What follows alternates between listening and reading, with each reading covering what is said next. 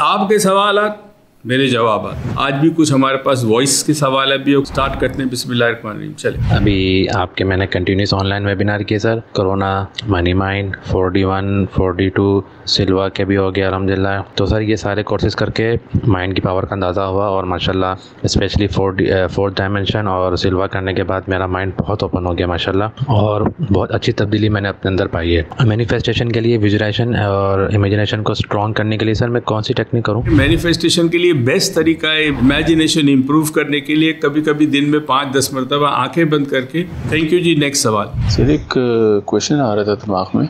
हम जब रात को सोते हैं तो हमारी जिस्म से रूह निकलती है और सुबह दोबारा आ जाती है, इसके पीछे रीज़न क्या होगी, वाई? बहुत छोटा था जब इसने वर्कशॉप शुरू की इस्लामाबाद में, और बड़ा सोच और विचार करता है। नौजवान के अंदर ये सलाहियत के गौर फिक्र करना, सोच करना, तफक्कुर करना, ये बहुत कम बच्चों में मैंने देखा है। अब इसके सवाल का जवाब नादिर ये है। बिस्मिल्लाहिर्रहमानिर्रहीम। अस्सलाम वालेकुम। उम्मीद है आप सब खैरियत होंगे। आपके सवालात मेरे जवाब। कोशिश करूँगा बन पाए जिस तरह बेहतर से बेहतर जवाब दूँ। असल में कई दफ़ा सवाल को समझना बड़ा ज़रूरी होता है और जवाब उसके मुताबिक होता है, और जवाब ऐसा हो जो आपके लिए आसान हो जाए समझना।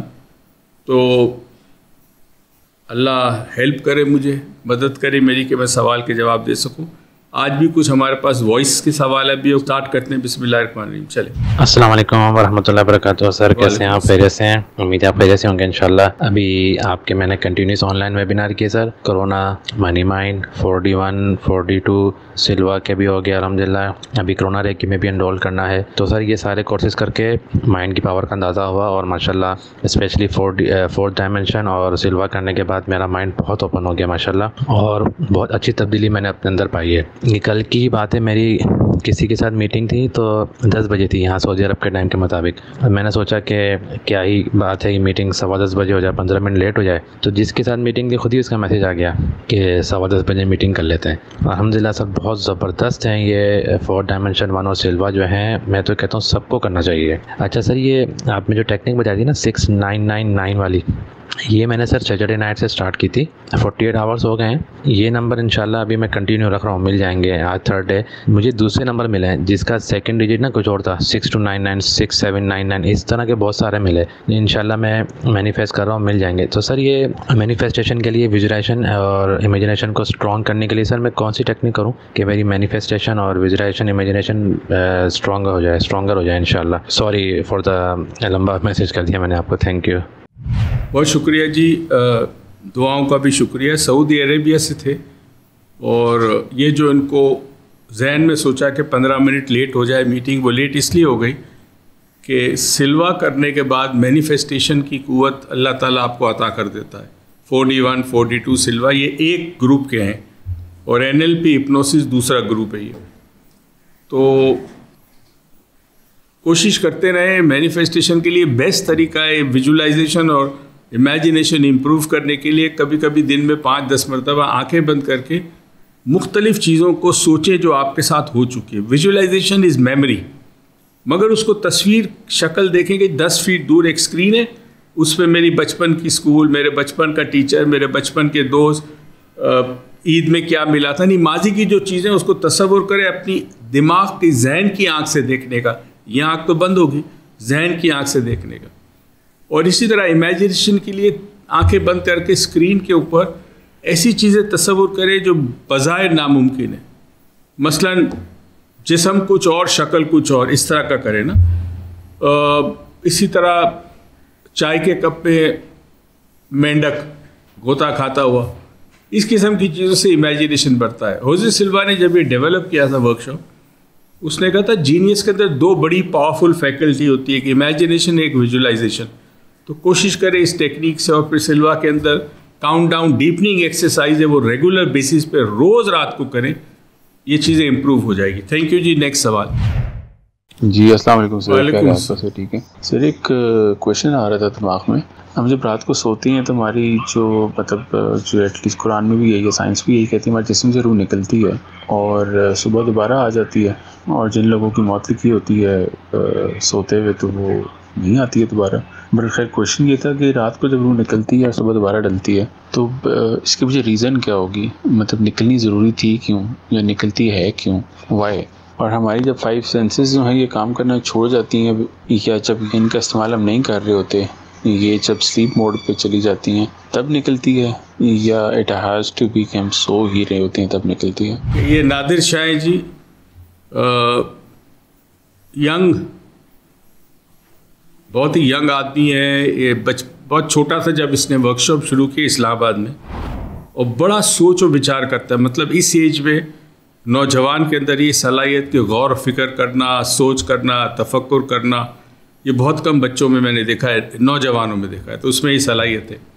अब इसके सवाल का जवाब नादिर ये है कि पहली तो चीज़ ये कि रूह जो है वो पाबंद नहीं है किसी चीज़ की, मगर चूँकि अल्लाह के हुक्म से आई है तो वो जिस्म में रहती है।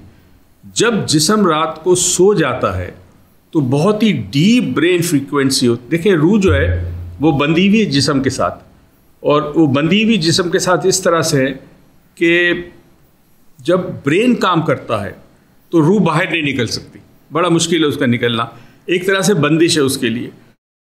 रूह का काम क्या है? रूह का काम ये है कि जो एक्सपीरियंस इंसान करता है ज़िंदगी में, अच्छा बुरा, किसी ने शराब पी, किसी ने आबे ज़मज़म पिया, किसी ने किसी की मदद की, किसी ने किसी को तकलीफ़ पहुंचाई, वो ज़िंदगी के तजर्बात है वो रिफ्लेक्ट करते हैं रूह के ऊपर। इसी तरह रूह कमज़ोर होती है, रूह ताकतवर होती है, ठीक है।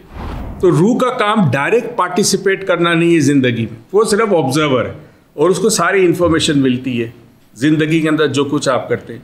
जब तक आपका ब्रेन एक्टिव है रूह आज़ाद नहीं, बाहर नहीं निकल सकती अनटिल वो जो हम मराकबा कराते हैं 42 में, आउट ऑफ बॉडी एक्सपीरियंस, या सिल्वा में 2-3 चीज़ें, उस वक्त ब्रेन फ्रिक्वेंसी बहुत लो हो जाती है।